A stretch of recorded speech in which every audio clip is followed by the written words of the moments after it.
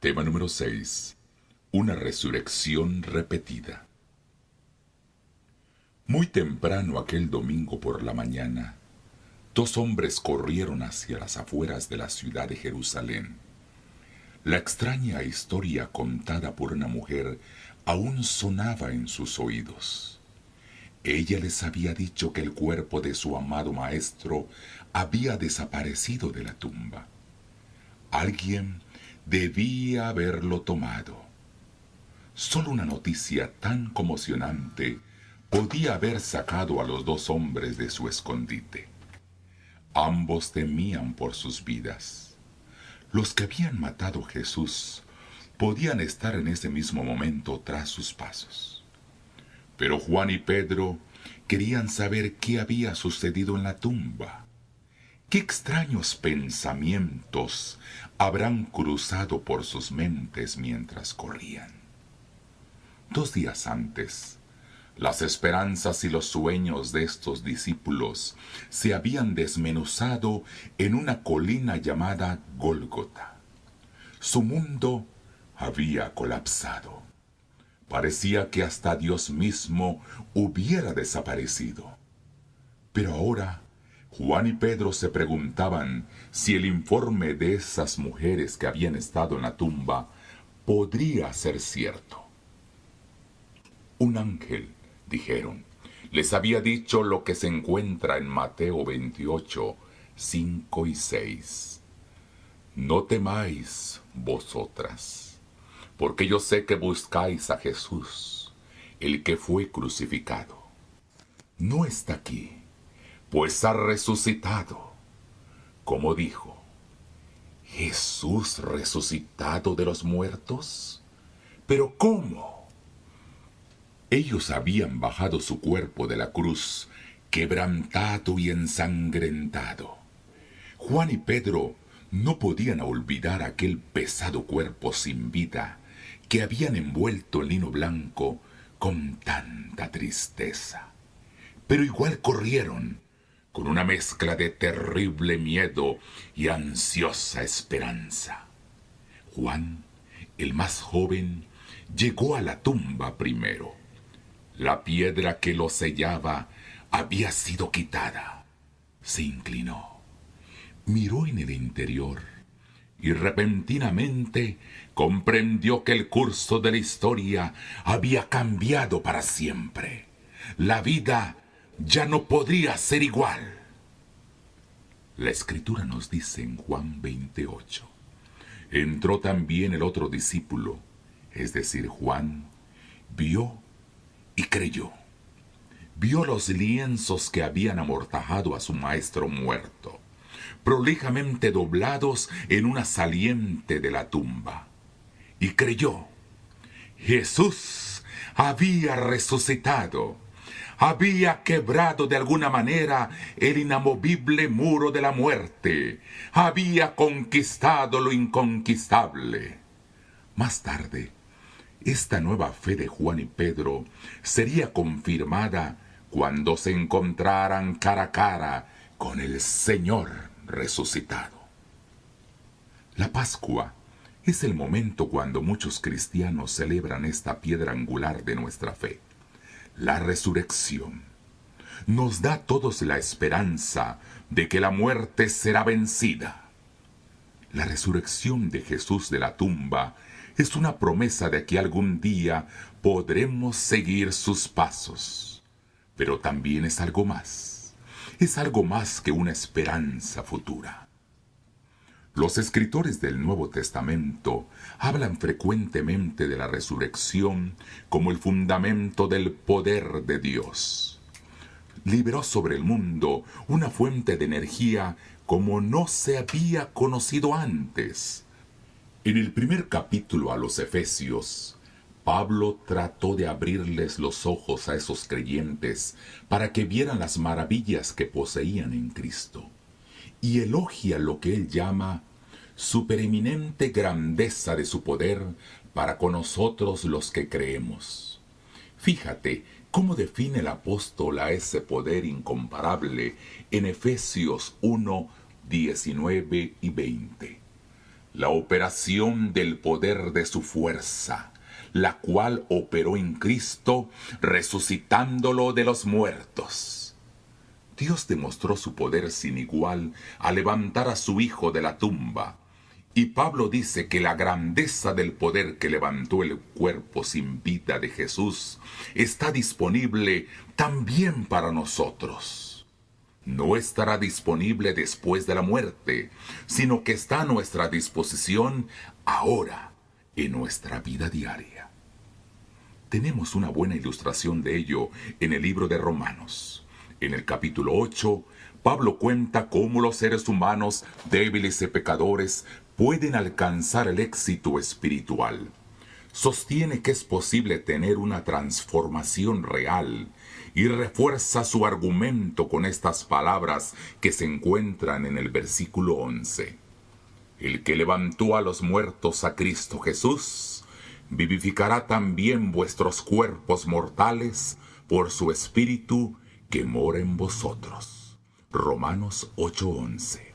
Se presenta la resurrección como garantía de que Dios puede crear vida a partir de la muerte, bondad de la maldad, salud espiritual de la decadencia moral. Sí, el cambio radical es posible. ¿Por qué? Por el incomparable poder que obra en los que creemos, los que están desesperanzados, aplastados y desconsolados. Pueden levantarse y tener una vida nueva, de la misma manera que la carne fría y herida de Jesús revivió en aquella memorable mañana de resurrección. El poder de la resurrección está a tu disposición ahora mismo. Para asegurarse de que lo entendamos, Pablo nos imagina participando en aquel gran evento. Proclama audazmente: hemos resucitado con Cristo. No estamos leyendo acerca de un acontecimiento destacable del lejano pasado. Estamos con Jesús en la tumba. Y cuando el incomparable poder de Dios recorre las venas sin vida de Jesús, les infunde vida a las nuestras también. Escucha lo que Pablo le dice a los Efesios en Efesios 2:6. Juntamente con él nos resucitó y asimismo nos hizo sentar en los lugares celestiales con Cristo Jesús. Presta atención. Los que se asocian con Cristo se asocian con su resurrección. Por la fe, su resurrección se convierte en un acontecimiento repetible. Una resurrección repetida en cada uno de nuestras vidas. Y lo que es más, podremos acompañar a Cristo en las alturas de los cielos. Ascenderemos con Cristo y, como lo dice Pablo, nos sentaremos en los lugares celestiales. ¿Qué significa todo esto? Al fin de cuentas, desde el punto de vista físico, nuestros pies todavía están bien afirmados sobre la tierra. Creo que el punto que destaca Pablo es este. La resurrección significa que no hay límites para nuestros logros en la esfera espiritual. El gran poder de Dios nos impulsa arriba. Ni la atmósfera es el límite, porque Cristo ha ingresado en el cielo mismo. Quizás a algunos les parezca poco probable.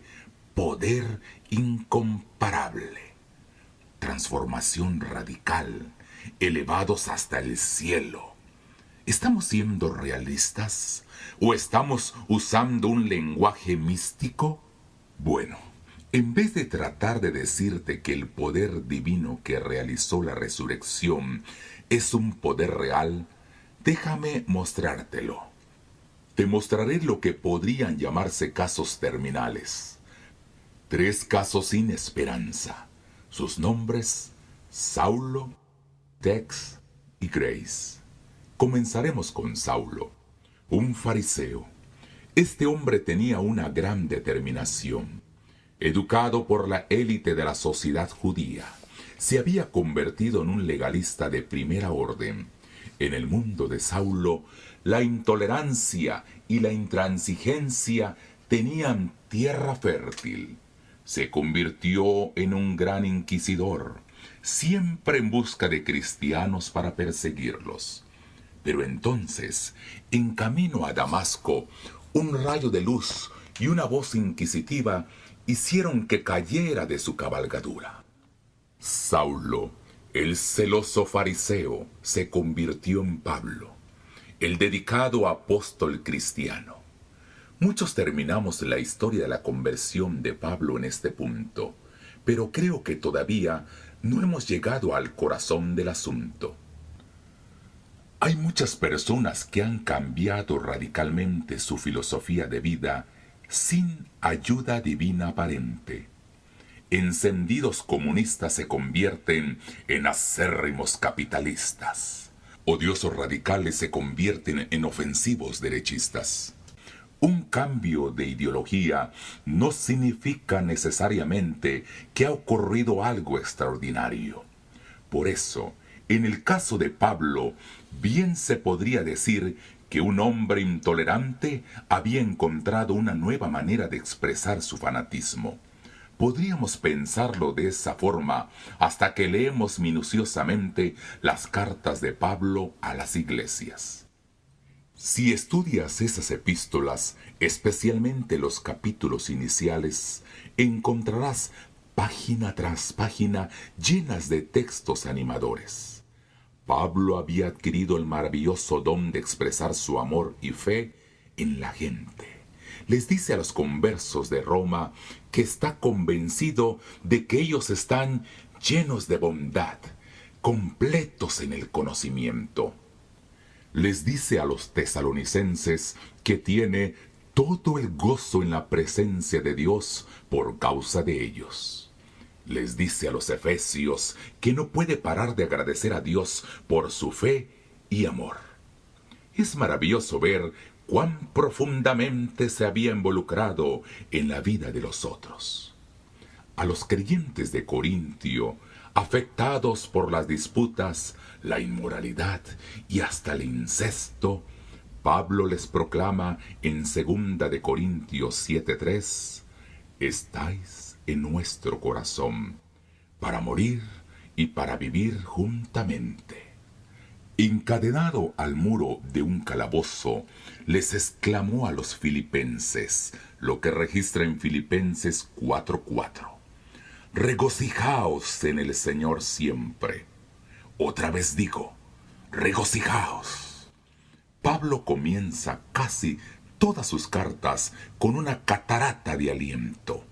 Las frases que siguen están atestadas de buenas noticias para las personas que tanto ama. Esas palabras de gracia son más impresionantes aun cuando recordamos que provienen de quien había sido un gran inquisidor, un legalista de nariz levantada. Ahora sí llegamos al corazón del asunto. Ahora podemos ver todo lo que sucedió después de aquel dramático encuentro de Pablo en el camino a Damasco. Hacia el final de su ministerio, Pablo se está despidiendo de un grupo de creyentes en la ciudad portuaria de Mileto. Se reúnen junto a él en el muelle, mientras él les recuerda sus días juntos. Dice Hechos 20:31: por 3 años, de noche y de día, no he cesado de amonestar con lágrimas a cada uno. El apóstol les da un mensaje de aliento final y el pequeño grupo se arrodilla para orar. Luego se incorporan, miran por última vez a los ojos de su Padre en Cristo y se desata la emoción. Llorando en voz alta, los creyentes abrazan a Pablo y lo besan reiteradamente.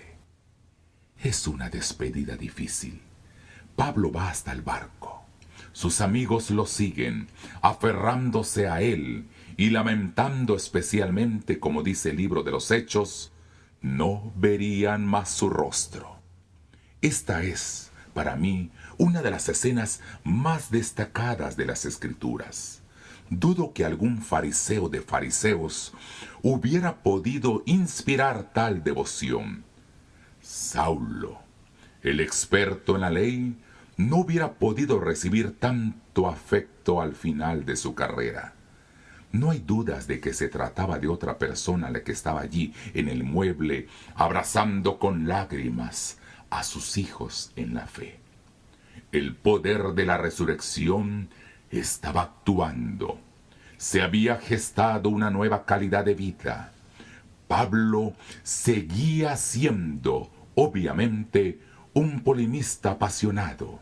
Hasta podía ser un tanto inflexible en algunas ocasiones críticas.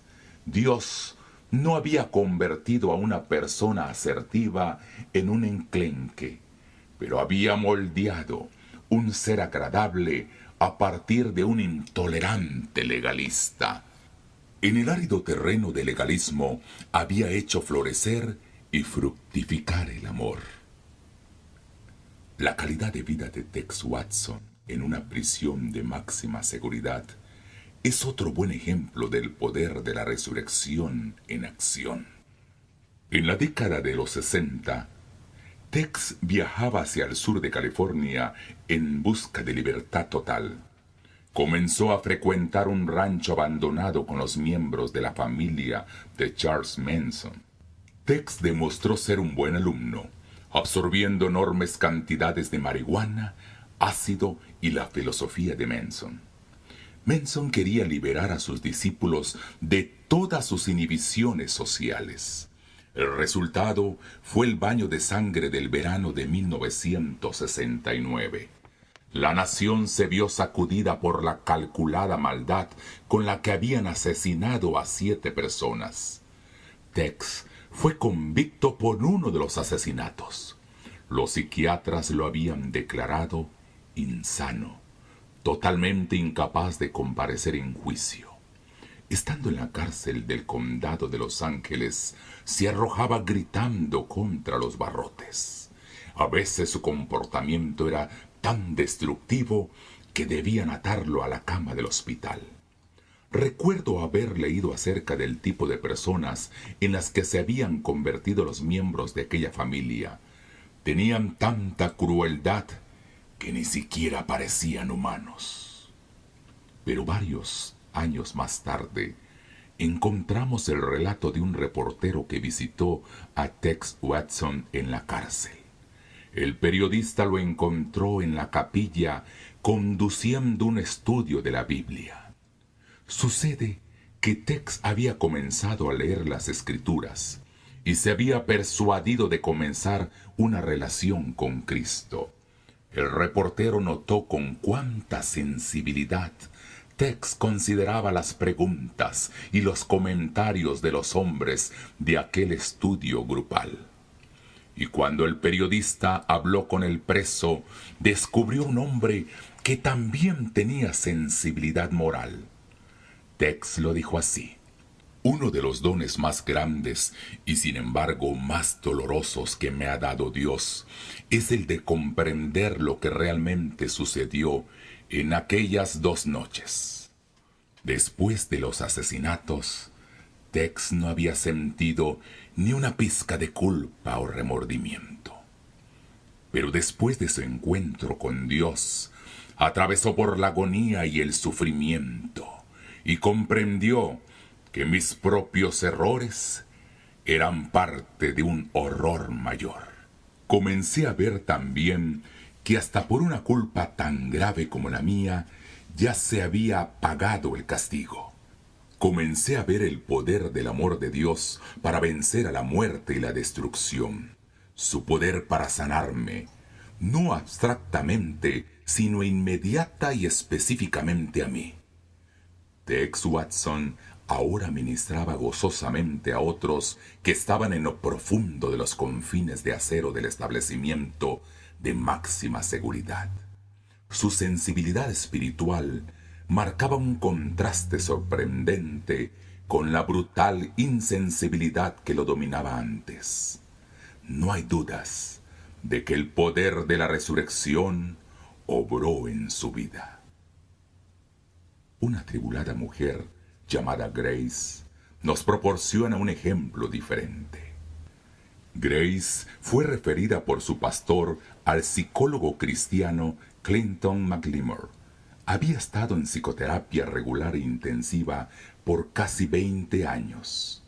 Según la opinión profesional de McLemore, aquella ama de casa de 40 años no estaba capacitada para lograr cambios significativos en el futuro. Los medicamentos ayudaban un poco. En ocasiones la internaban, pero todo esto era para mantenerla en un nivel apenas funcional.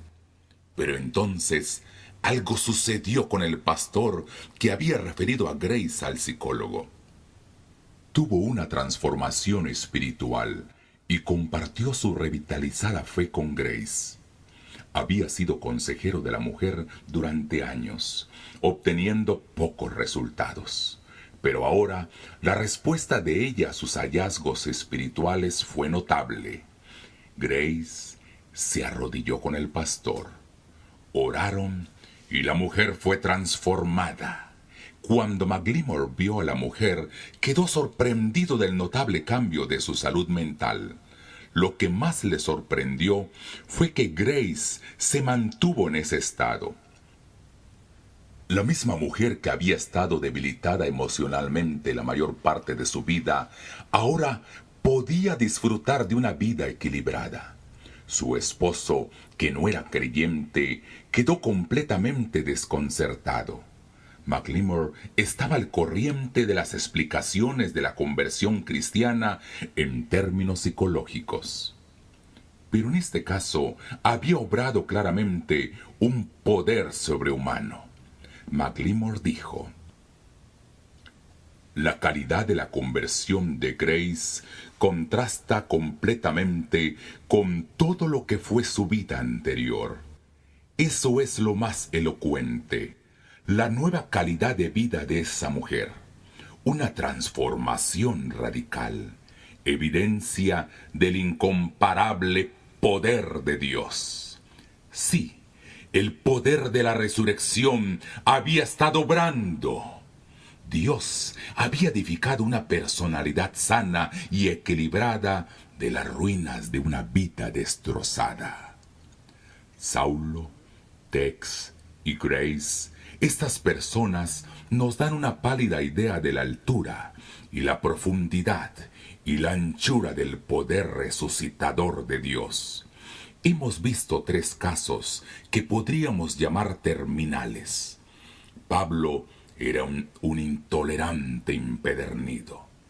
Tex era un enfermo incurable y Grace tenía un desequilibrio crónico. Es difícil imaginar alguna acción humana que hubiera podido sacar a esas 3 personas de sus profundidades y llevarlos al amor, la sensibilidad y la paz. Pero el Dios resucitador se hizo cargo de esos casos terminales, como lo ha hecho con infinidad de otros casos. Y en esa recreación se manifestó la naturaleza de su poder. Es capaz de transformar hasta lo último. Es capaz de elevarnos a las alturas de los cielos.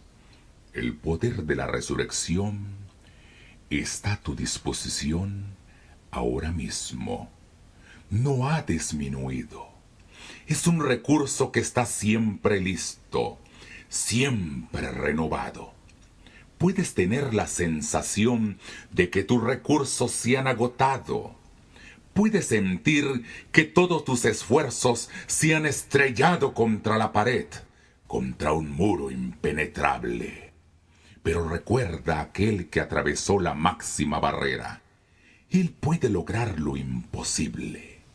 Él soluciona los casos terminales. Confíale a Él tus problemas. Descansa en su poder resucitador. No hay nada en este mundo que pueda compararse con la altura, la profundidad y la anchura de ese recurso. No hay incapacidad ni tragedia que pueda vencerlo. No hay nada que pueda agotarlo. Contempla la resurrección de Cristo. Concéntrate en ella. Cree en ella y serás levantado.